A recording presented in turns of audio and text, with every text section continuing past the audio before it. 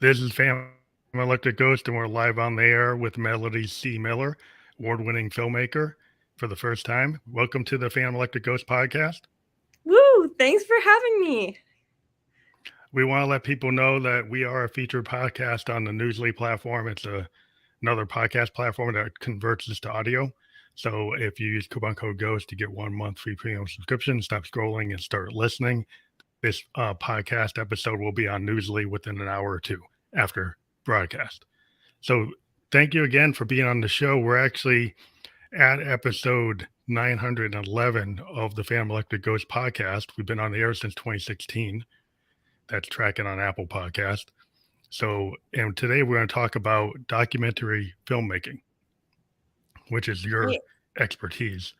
And I think it's really interesting to talk to different people, different groups. We initially started this podcast talking to creative people, emerging and independent creative artists, primarily musicians. And then we got into filmmakers and authors and writers. But we love to talk to people who do that type of work. And this is a totally different type of work because you're doing documentary films that have a really big impact. You've been on associated with like Sony Pictures, HBO, Discovery Channel, PBS, Amazon, going on and on. And what we're going to talk about today is your film, California's Forgotten Children, probably as the primary focus, but we can talk for an hour about your other projects too. But maybe you want to introduce people about that project and the actual, what was the mission for that project? Yeah, so California's Forgotten Children is a feature documentary that follows a diverse group of resilience of survivors of child sex trafficking and their path to freedom and all the work that they're doing now to make sure that it doesn't happen to other children. And it started out when I actually was in high school. I watched a documentary about child trafficking in India and Europe, and I started to do more research about it, and I wanted to get involved in the movement to help stop it. I love children, and just the thought that they're in pain and suffering just enrages me, and I had this fire inside of me that I had to do something. I started volunteering at a local nonprofit in Oakland called Missy, Motivating, Inspiring, Supporting, and Serving Sexually Exploited Youth. And there I learned that students in my own high school were being trafficked. I didn't know that it was happening in America, let alone like in California or Oakland. So it really opened my world and kind of surroundings of realizing that it's so close to home. It could be where you go to school. And so I volunteered there for a number of years. And when I went to UCLA Film School and graduated, I wanted to work on a project about child trafficking in California. I continued to volunteer with nonprofits, and I asked them kind of, what do you guys need? And they said that there wasn't really a documentary that focused on California in particular. So that's where this amazing journey began, and brought together so many different artists, from music to recreation B-roll to animation, and just some incredibly amazing leaders in the movement that have given their whole lives and dedication to help stop this. And so it was an honor making the film and filming what the work that they're doing to end child trafficking. Yeah. So when you went to school to be a filmmaker and a cinematographer, is that the documentary format what you wanted to focus on as a filmmaker? Or is this, or did this project make you want to do a documentary? So when I was at UCLA, I was initially going to go into maybe the directing program, but then I took Bill McDonald's cinematography class, and I had always been doing photography and doing like directing and cinematography. But when we got to work with 16 millimeter film and shoot projects, it was just teaching you the bare basics of filmmaking and visual interpretation, and just being able to work with film, the original, filmmaking tools, just made me want to go into cinematography. So I shot not only documentaries, but a lot of narrative films and music videos, and just visually stimulating and gorgeous projects, experimental films, and so that's what got me into cinematography. But then, like, my passion for social justice and children's rights, women's rights, uh, merged out when I was continuing to volunteer with LA Stop the Traffic at UCLA, and they collaborate with organizations in Los Angeles County that help children who are being commercially sexually exploited. And we did like fundraisers and just whatever the organizations needed help with. And so that's when I wanted to go into directing documentaries. And so using my knowledge and skills of cinematography, I wanted to make the documentary feel like you're there with the children. A lot of times in documentaries on child trafficking, the children who are being exploited, their faces are blurred, and that's of course very important that we do that. And so I worked with survivors who were open about their story and sharing it, and we recreated parts of their documentary narrative using actors, so we could visually kind of see what a child kind of goes through, like seeing children's faces and seeing that it could be any child, just really opens people's minds rather than like a blurry face.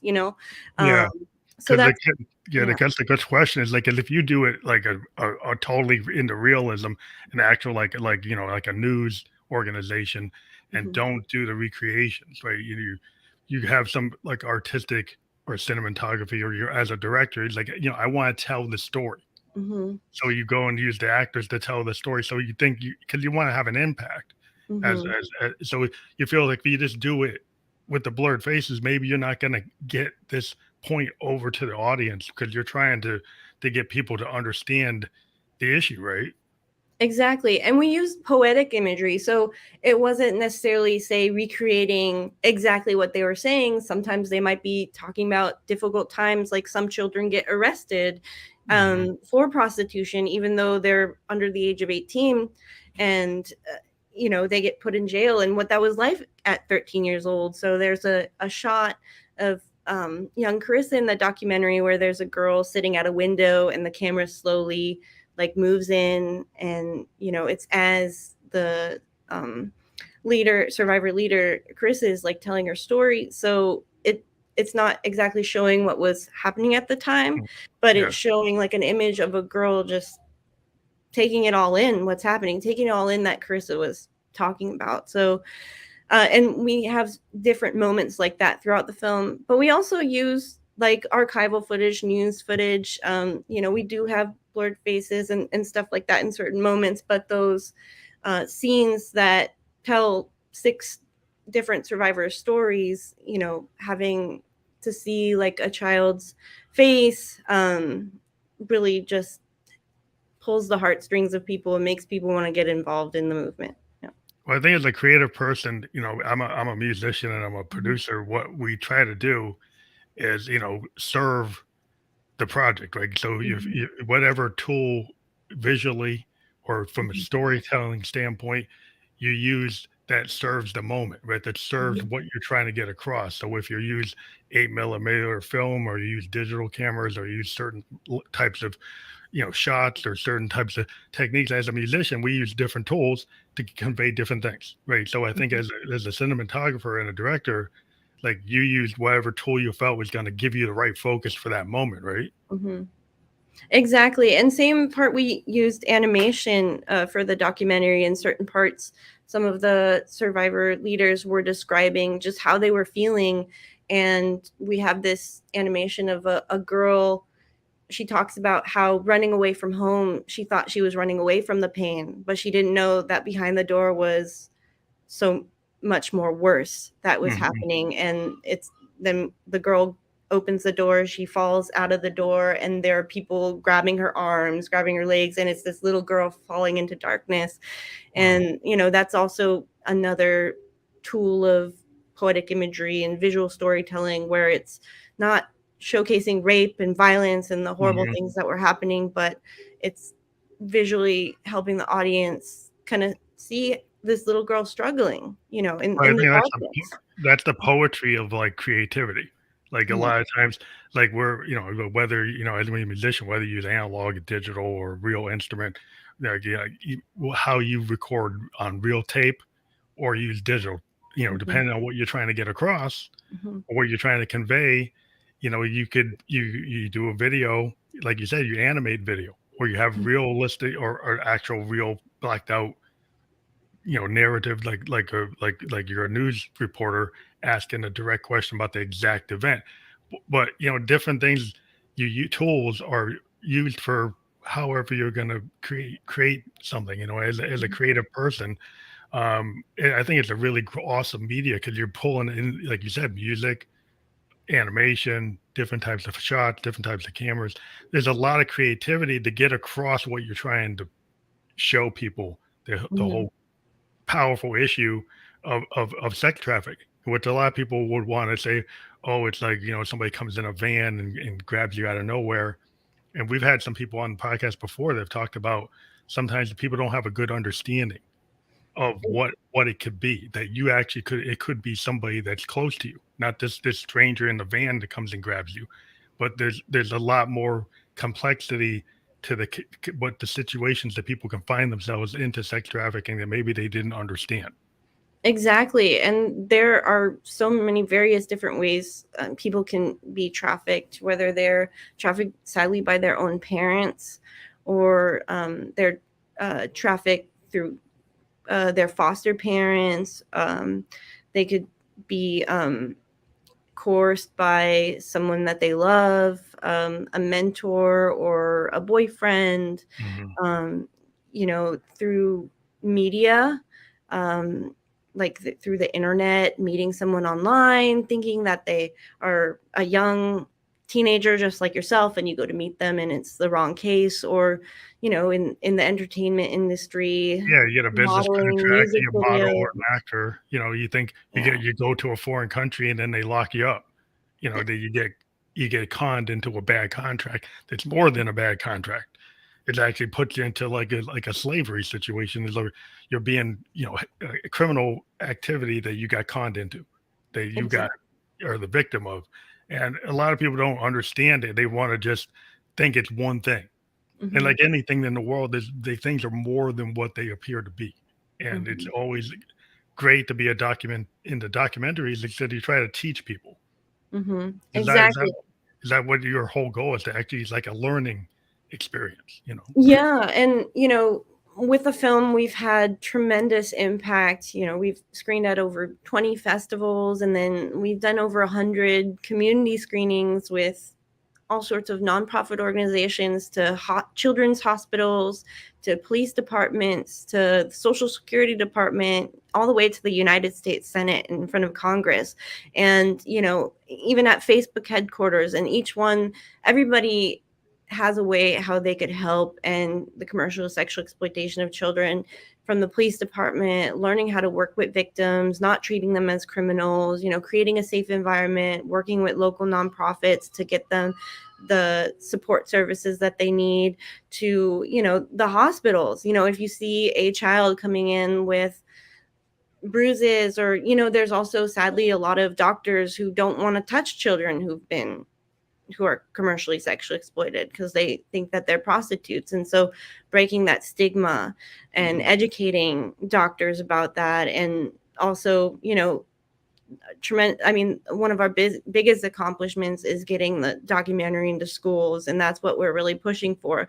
But from the screenings that we've had in high schools, we've worked with the local crisis center, and they're there every day during the screening of the movie, along with the police department. So children have come out, Oh, um, that's a good that they that's a good were being service. trafficked, or it wasn't just trafficking, homelessness or Mhm. abused at home, various different things that were happening to them. They were able to relate to the survivor stories. And because there was a diverse group of survivors with different stories, kids were able to relate to different parts who might have been going through that, and they came out and got the help that they needed, thanks to the amazing Valley Crisis Center and the work that they're doing. So that was kind of our biggest accomplishment for the film, to be able to help someone see themselves in a survivor leader's story and see that they also do have a future. They can get out there. It's a tough journey once, the healing process in the documentary. Nola Brentley, who is part of Nola Brentley Speak, she talks about that. It takes years for self-care and overcoming what happened. And sometimes, a lot of times, people who've been trafficked don't realize they're being trafficked because they've been manipulated, or they only see it as the kidnapping in like the big movies like Taken. Those do create awareness and are great, but there are other ways that are harmful of that children and anyone could get trafficked. So it's good knowledge to know that. And also in schools, we've had so many students just become really passionate leaders. They say, I want to work for the government and I'm going to change all these laws so we can help all these kids. And, just, the new passion fighters who are going to be the next generation, who are going to keep pushing change. And as a filmmaker, as a documentary filmmaker, that's like makes the many years and the many tears and the hard work all worth it, to get that reaction from just one or two people. Well, I think it's really awesome when a piece of work is like a living piece of work, which means that it's not a static piece, that when you actually can affect change, that you bring it to a school and then people come forward and and then they can get help. If you get people to want to volunteer or go into human rights, they want to go and not just in the US, maybe they want to go global, that they see the whole picture, and you were focused on California, but then people say, wow, this is a whole planetary issue, where this is like a human rights issue. And you did mention that there are hundreds of human rights organizations and environmental organizations that have kind of been connected to what you're doing. And it's all like, holistic. Like, I've talked to many people on the podcast over the years. And the thing that happens is that there's a lot of things that people want to put into narrow focus and don't see like the holistic connection between, the government, society, individuals. There's a lot of interconnected pieces that people probably don't know. There's laws, there's, not non-governmental organizations, there's all kinds of things that people need to be aware of. Like, where do these people stand on this? Where can you get help, or do they not provide it, or are they not focusing on it? So, maybe we can talk about more about the whole structure in California. You mentioned earlier that you didn't even know that it had existed in California, and then you were kind of brought into this situation where, like, wow, you learned about it, and then like, I want to help, I want to do something. And the film started from that kind of origin, right? Exactly. And that's what I was hoping, by focusing on California. We've screened the movie in other states and also in other countries. And I wanted people, look, we're just focusing on one state, and it's just so vast what's happening there. Focus on where you're living, focus on your state, on your country, and, see what needs to get done there to help stop it. So that's like when we'd have screenings in other states, they're like, yes, that happens here too. And we don't, they're still arresting children and they're putting them in jail. We don't have any services. These are the things that they need. And it gets people talking. It gets people thinking. It's bringing people together, especially prior to the pandemic, when we had more in-person screenings and they're starting to come back. Just the Q&A and like the discussions that all the audience members have together, it's like amazing, just the connections that they're able to do, like you were saying, from different departments and work departments, and how they could get involved. Like even someone who's a yoga teacher or an art teacher can work with a local nonprofit and provide classes for the clients that they're serving. So everybody can get involved. What's interesting to me is the kind of Justice Department or the police situation where they're mislabeling the victims as criminals. And then that to me seems to be like a teaching opportunity for the DA, of an area. If that's how they're treating child trafficked victims, and they're treating them like they're, a prostitute, or putting them under a law that's actually not appropriate, that they need to be educated in terms of what they're doing and understand. That's like kind of a holistic picture, because they're in a narrow focus. Like, the problem is people get stuck in narrow lanes, and like the law enforcement is like, well, this is X. It's like, no, it's not really X. There's something else, right? You need to understand what the situation is. It's a matter of like educating people. Maybe it's not the right tool for the job to put that person in jail. That's not the right remedy. That's not the right approach. So how do you educate, the law enforcement and the general society to understand what's going on?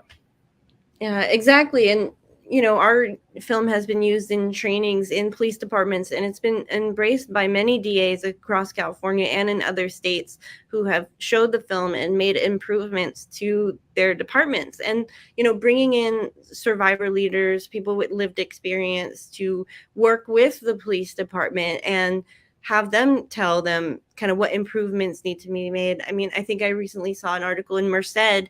The police department over there created a room for survivors of any crime, with a couch. It has paintings. It has fish. It has a nice table. They have a coffee machine. They have chocolates, candies, cookies. Just making a warm, comfortable, zen environment, instead of a metal table Yeah, like and a sitting cold kind across of, from the light. yeah, because And yeah, so the there. cold environment, yeah, the justice system, they might like, well, we don't really need that, but they're not talking to sociologists, not talking to Mhm, psychiatrists, not talking to, people who would say, the social worker point of view, the person with the master's degree or the doctorate, and mhm, you look at the situation, and you guys aren't actually, you're criminalizing something. You're not treating somebody as a person. mhm. So if somebody's a person, they don't want that kind of cold metal table, nothing on Yeah, the walls, like you're in a cell. Like, mhm, is that really appropriate when the person's already gone through a lot? The mhm. matter is, oh, we don't have the money for that. It doesn't take a lot of money to actually have a little care. No. And so I think sometimes people try to, oh, it's going to cost us this. And it's like, start to think about, like, is that really expensive, or you just hadn't thought about taking the time to Yeah, understand the issue? exactly. And honestly, if they said they were gonna do that, they'd have donations inside. They'd have people donating things, designing rooms. People will give to have that, to help survivors and victims of any crime horrific, to have that safe space. And a lot of police departments have changed. It's according to California law, children are not to be arrested for Mm, prostitution, but there are still you know police departments that need to be trained or don't have the resources yet. And so in some cases children are still arrested, but there are so many good improvements that are being made now. And I encourage all departments to either watch the film or go to a training, or work with their local nonprofit on how they can improve to help children who are being commercially sex exploited, or children victims of any crime, how they can make it more comfortable and safe and have the resources so that they could be on a good journey I to think healing and recovering. Yeah. Well, you think you have to start, for anything to happen, you have to kind of bring it into the light. I think a Mhm. lot of things, I've talked to tons of people on the show where, people, like, as soon as you take something that was in the darkness or not being discussed, and you Mhm. shed the light on it and you communicate, Mhm. then people find out about it. Like, Mhm. the problem is some people are scared of actually bringing it up because of shame, or Mhm. because of mores in the society, or like, how does Mhm. that, the people have certain beliefs, maybe Mhm. those beliefs they think are truths, but they're not truths. They're Mhm. beliefs. And Mhm. there's a truth, there's a belief, and there's the actions you do upon things that you think are real, but they're not. Like, Mhm. so when you start to actually show people what the reality of child trafficking is, and they were getting miseducated by whatever their belief system, or what Mhm. somebody told them, and you have to start showing them what the reality is, and then they can make appropriate responses. But not talking about it is like a no starter, a non-starter. You can't, like, what you're doing is you're bringing that to the people. Your film kind of puts it so that then you have that first step. Watch Mhm. your film, then thinking like, what can we change? What Mhm. can we do better? What are we doing wrong? You kind of have like that lesson learned, because Exactly. you have to have this kind of thing where you actually look at what you're doing. Are you doing what you could do? Mhm. Yeah, and by learning and improving and helping, it will it will, if they're feeling shame of anything or they have some sort of different beliefs, doing the right thing and learning from people with lived experience, like learning more about the issue, listening to different opinions, and that will help the discussion and kind of how we can improve it together as a society. But not talking about it isn't helping it, it's making it forgotten. And we don't want to forget these kids ever again. Well, it's interesting. You said you went to the Senate and actually Vice President Kamala Harris hosted was part of the showing. Is that the story? Yeah, so she booked us a room at Congress to show the film, and she wasn't able to make it, but she was able to initiate the room process of getting people to come see the documentary on child sex trafficking. And that was just like a huge honor. Survivor leader T. Ortiz Walker Pettigrew was there, and case manager Christopher Sean Watson was there, and we had a really important discussion with everyone who came to the screening there. They were from different departments, from different states, and after screening the film, everybody exchanged numbers and they met up and worked on different projects. And I think it was a really great experience to be able to go to such a highly esteemed government location and share the movie. And since then, um, our current president, Joe Biden, had last year launched the Countering Human Trafficking Act Hmm. of 2021, which was passed, and it like expands the Homeland Security Department and the Center for Countering Human Trafficking Department, and creates a larger staffing unit so that they could help and combat human trafficking, which is great. That's awesome because you went from California state level to the federal level with the vice president giving hosting it, and Mhm. then getting the president of the United States to actually, you know, increase awareness and actually do something with the law, with the agencies that they can control. So Yeah. that it shows you that when you take something that you believe in and you start at a local level, you can get to the federal level, and then you've also gotten to the global level with all these other agencies you've talked to, from environmental agencies to human rights organizations. So this is kind of like the lesson is when you believe and you get passionate about something, it kind of, you know, if you show up, things will Mhm. happen. When you go and you put your heart into it, and being a creative person, we know you put your heart into your work. And I just want to be clear, like our film just played a tiny part in educating people. It was so many different organizations and individuals who work day in, day out with legislation and trying to Mhm. get the government to push for this bill, who should take credit for It's a doing collaboration, it. It's a collaborative effort. collaboration for everyone. We played just a tiny part in showing our documentary, but it's really all the organizations and people who work day in and out to pass that. And there's still more work that needs to be done. There's still more expanding that has to happen on state and community levels. But I just send my heart to all those people who are working tirelessly every day. And it's really hard. And I if it wasn't for them, so many kids wouldn't be safe. And it's up to us and everyone to work together to help eradicate this huge and horrible problem.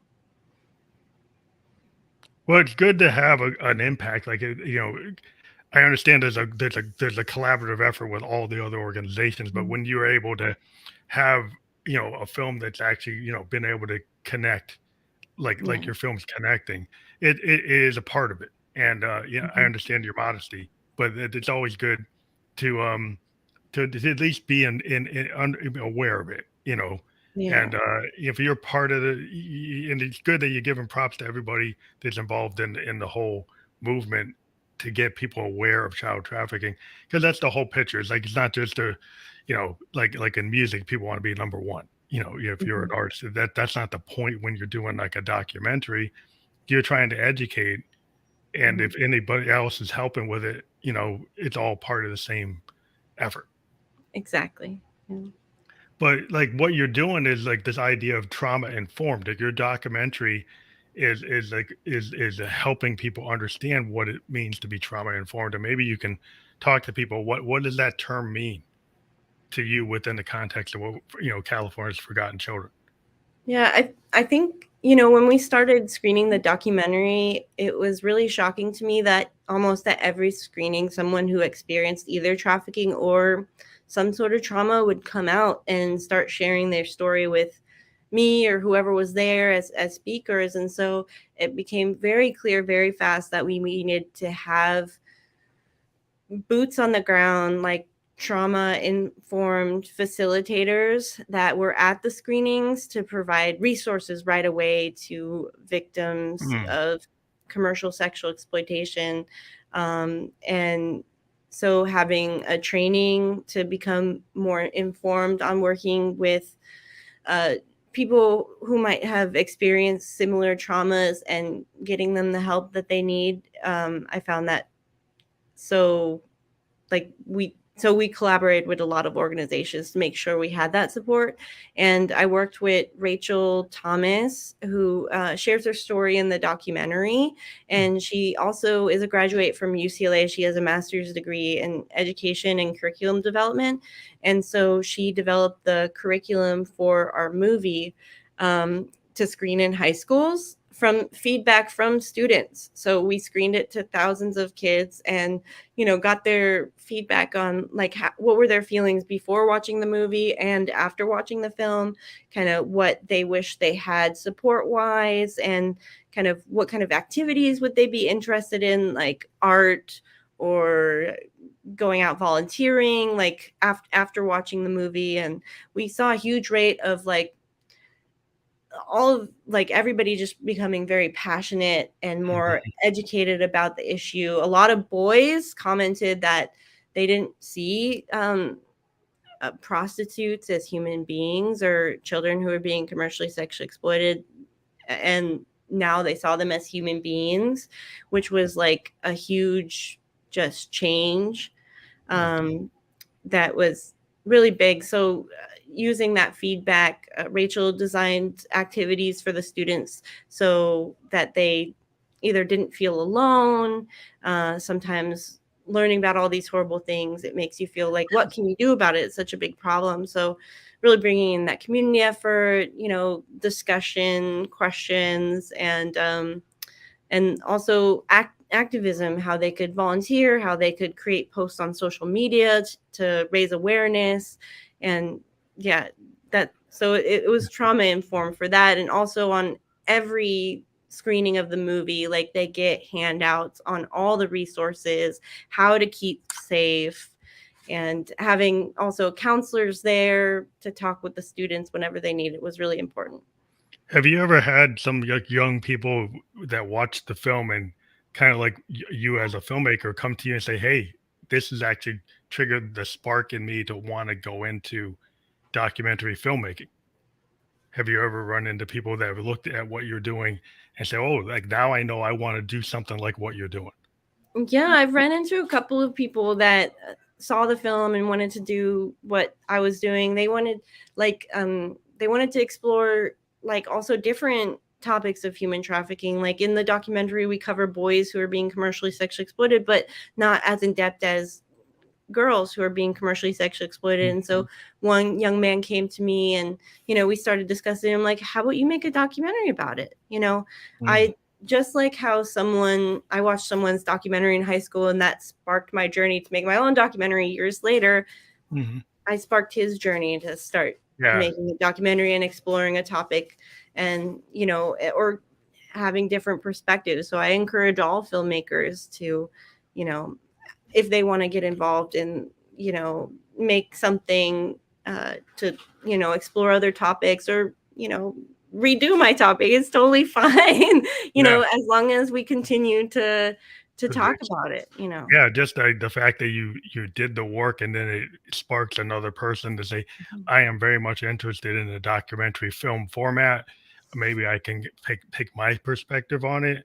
like the young man, he's like, oh, I think maybe we should look at this issue, and so, well, you go and take that, um, Mhm.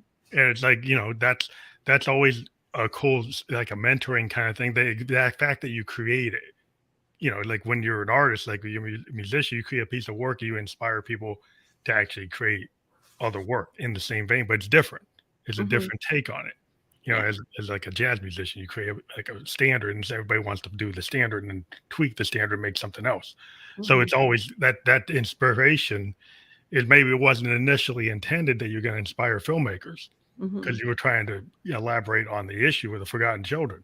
But Mhm. in another added benefit is like, the documentary film format is a really cool place to be.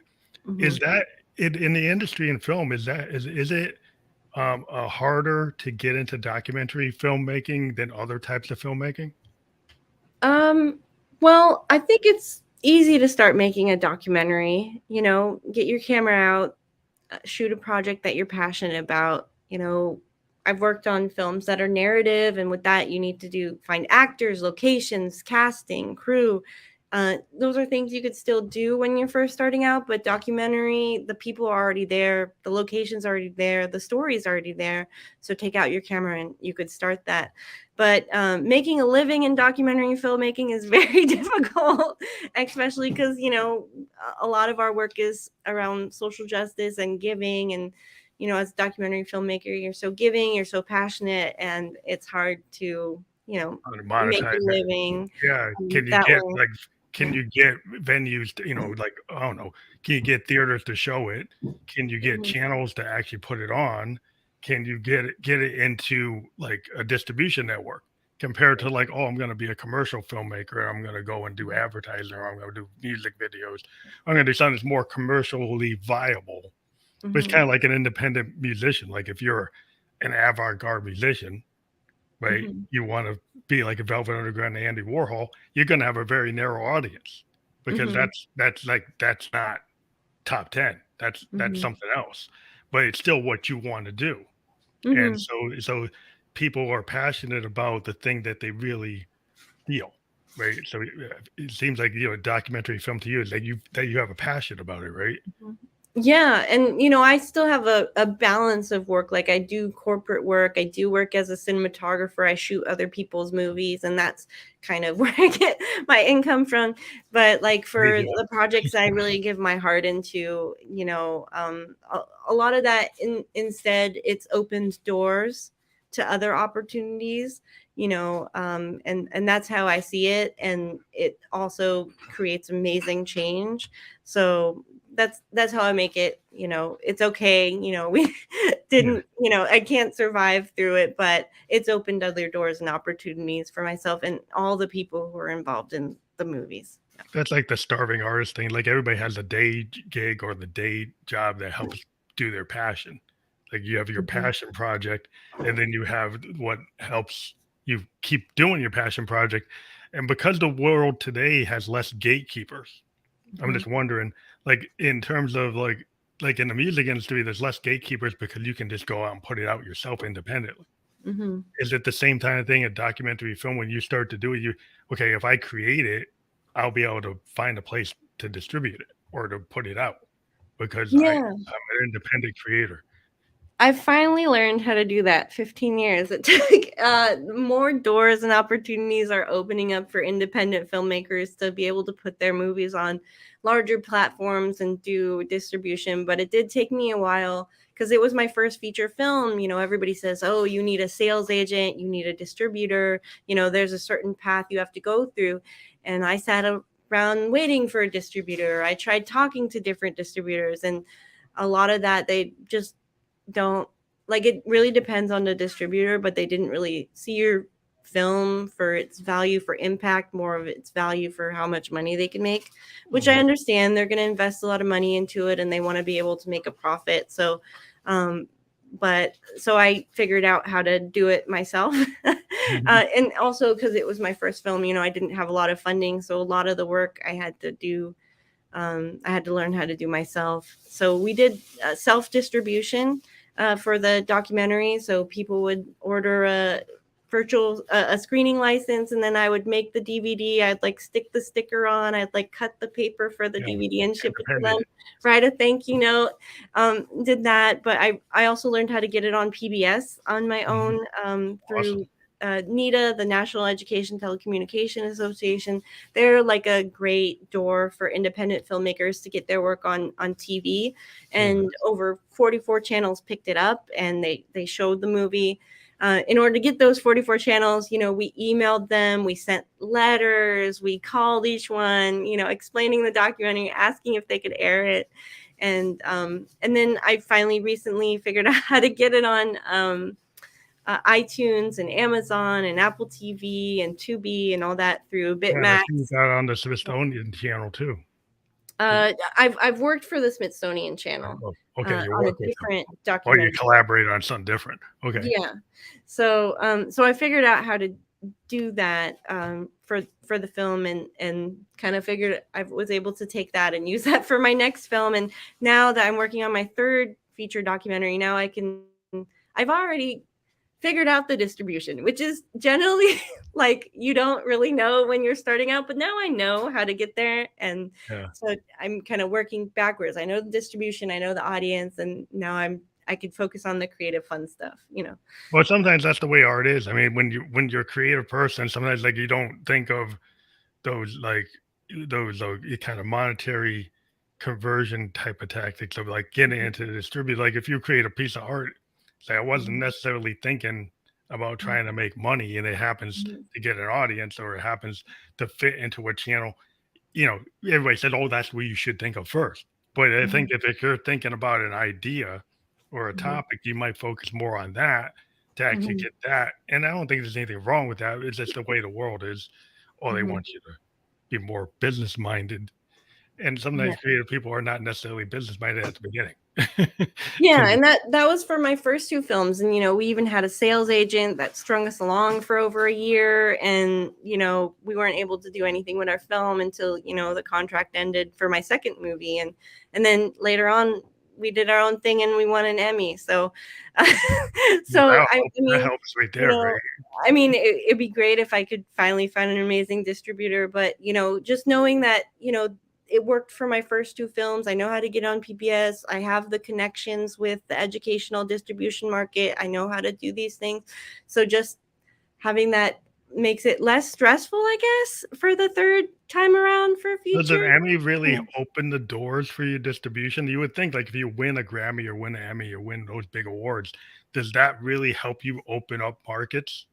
I don't know yet. It's only been a week. You just got it. You just got it.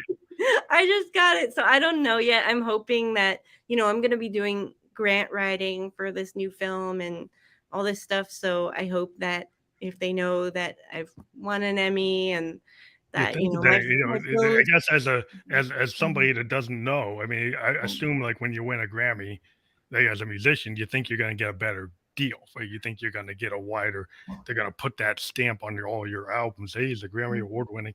So then you could get into places you couldn't get into before. That's the assumption. Yeah. But I've actually heard in music, sometimes it doesn't work that way. Yeah. So sometimes like you win it, you get critical acclaim, and then they still say, well, this still doesn't sell. So sometimes it's like, well, it's what I believe in. I'm going to keep on doing what I believe in and find, people come to you. It seems like you were able to get people to come to you because you're really passionate about what you're talking about. Yeah, I would say that I guess when you're really passionate, you become like a magnet, and other passionate people join your magnet, and then you're like a superpower magnet. So that's kind of what happened, I think, for the projects. And I'm really excited about this new documentary I'm starting. It's following a mother who survived breast cancer and her journey through pregnancy to postpartum, and kind of what that's like becoming a mom and having been through cancer. And I'm just really excited about it. What's the name of this project? Do you have a name? I don't know yet. Right now I'm calling it Untitled Supermom Project. But I haven't come up with a name yet, and it will reveal itself when the time is right. That's really interesting because I'm a cancer survivor. At age 27, I had a level 3 sarcoma, and I beat it. Now I'm age 55, and and then my wife got cancer like last year, so that Oh. was like super rare that we both ended up experiencing cancer. But she's in remission now. But it's like cancer is Mhm. such a big thing, and it's cool that you're taking on another issue, which I've experienced in.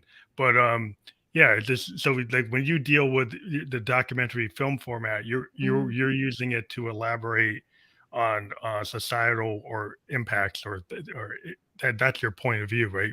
For the form. I'm just trying to understand how you use the form of a documentary. Yeah, I mean, I think like there are certain topics that I'm really attracted to, and I just kind of go with my heart. Like my second film was about the first female beat jazz poet, Ruth Wise, Hmm. and her life story. I walked into one of her jazz performances and just fell in love with this 80-something-year-old woman with crystals on her head, and she had this husky Austrian voice, Hmm. telling her story through poetry, and the musicians just going with the flow. Not everything was improvisational.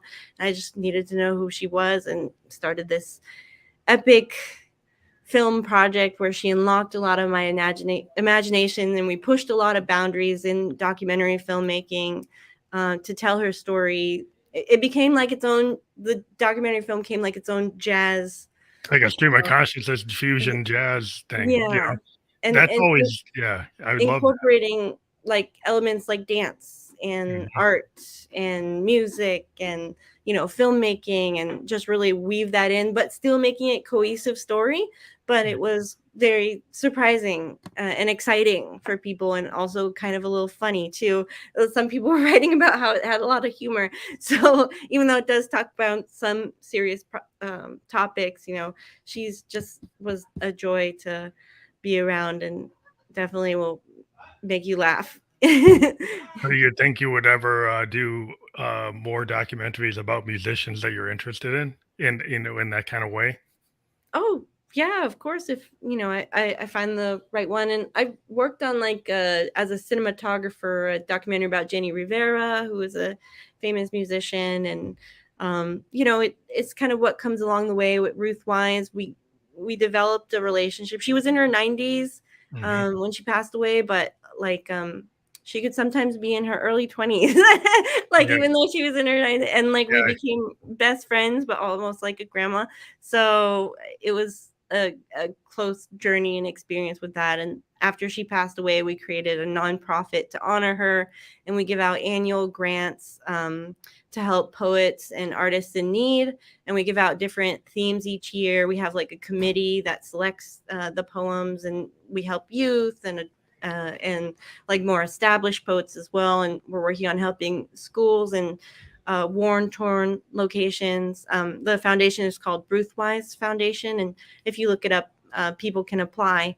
We're giving out $6,000 in rewards, and working on a big event planned for International Children's Day, because this year's theme is war is bad for children, so what's good for children?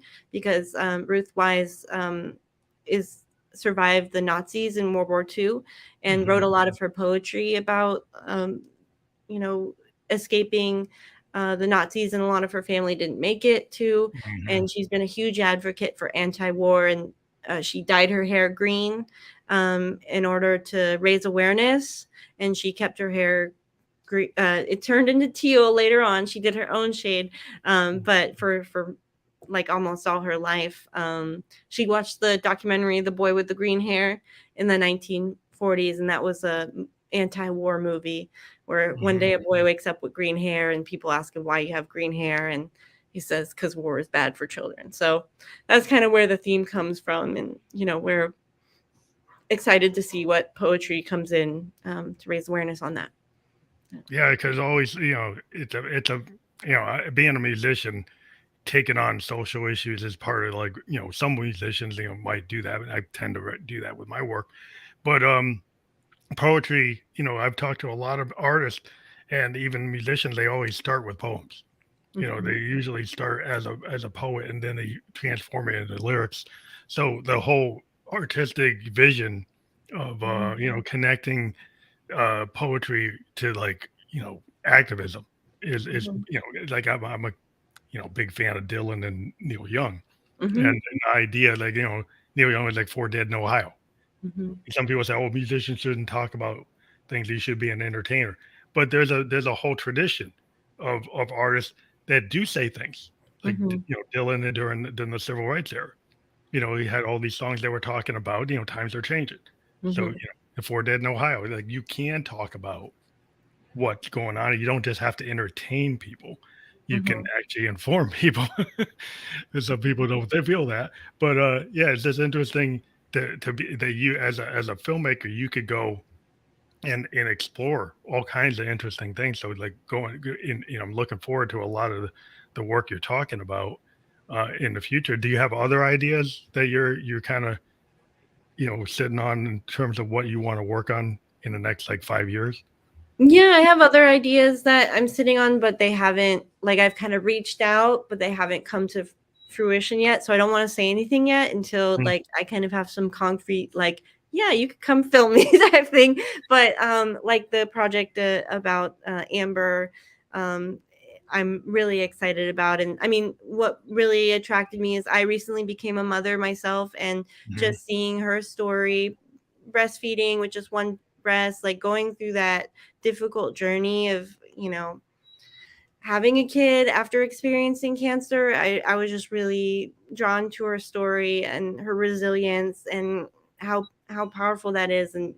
And now we've become friends, and Yeah, we just started the process of filming. And she's also, a Navy veteran, and she's a bodybuilder. Her whole family are jiu-jitsu fighters, and she's like wow. super badass, amazing. So I'm excited to That start this sounds like a journey really with her. interesting story. I mean,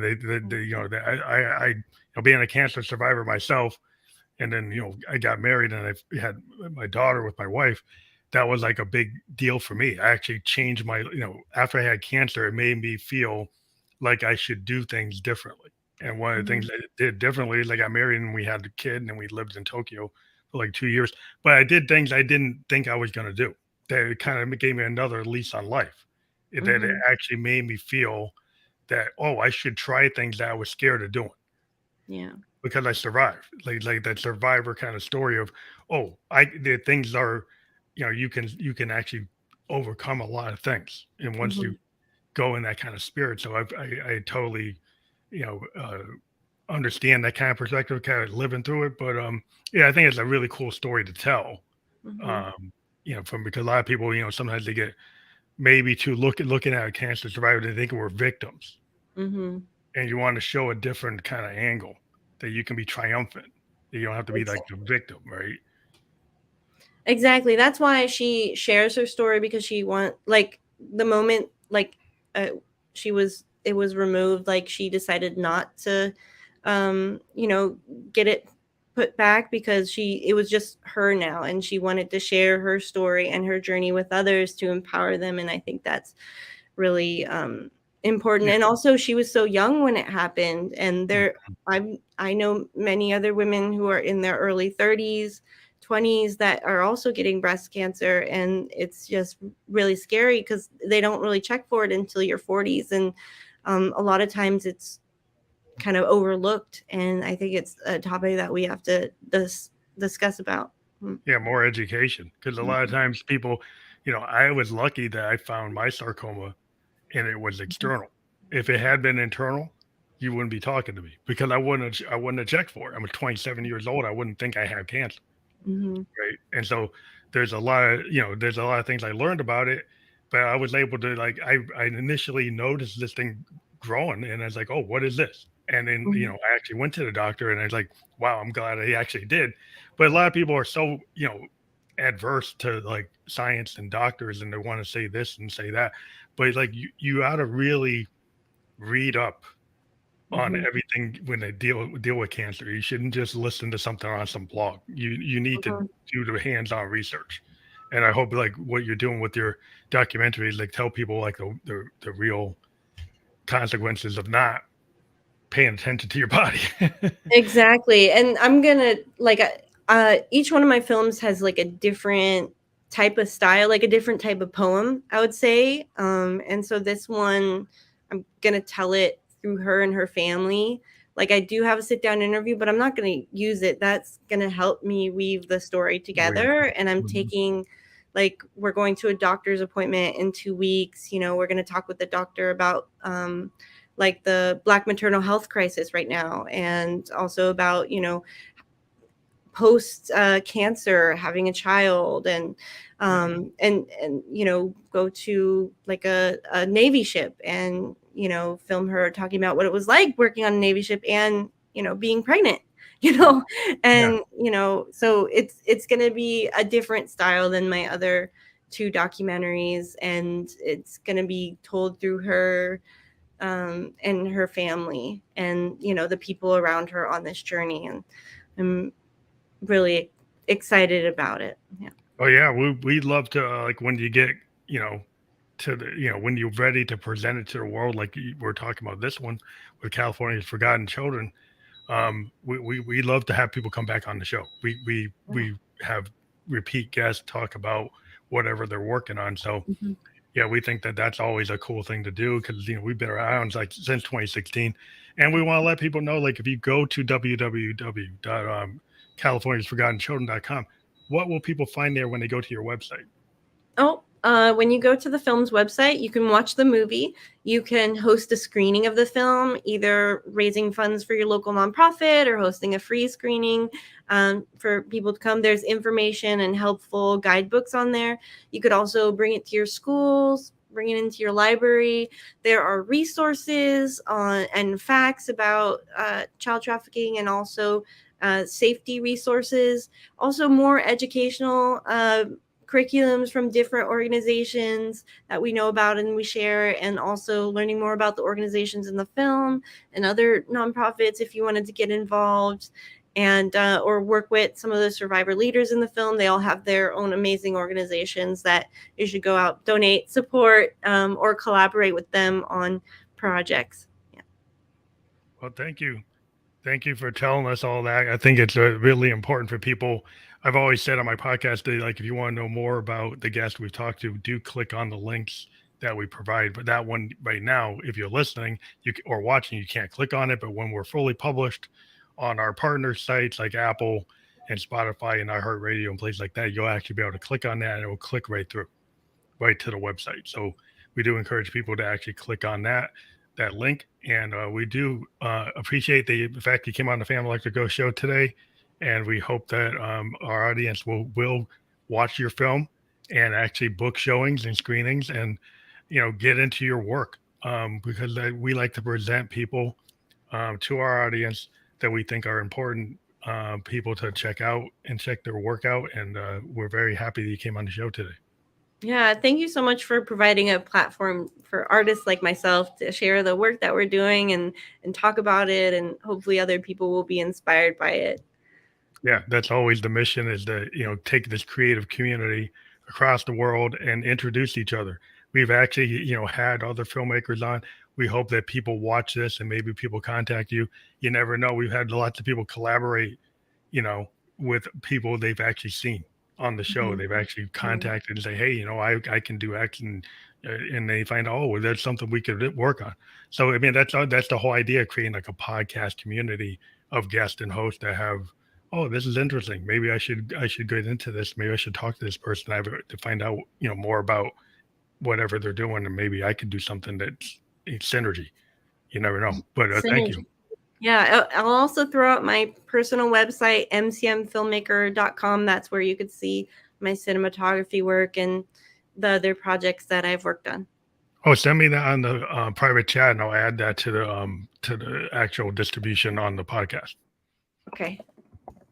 and then I'll update all the links so that they have that. Great. Okay, thank you again. That's really Thank great. you. Yeah. Actually, I can throw it up real quick before we leave so people see it, because I just got it. So I'm gonna put that up. No.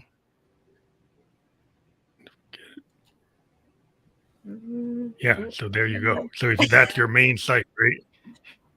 Yeah. Right.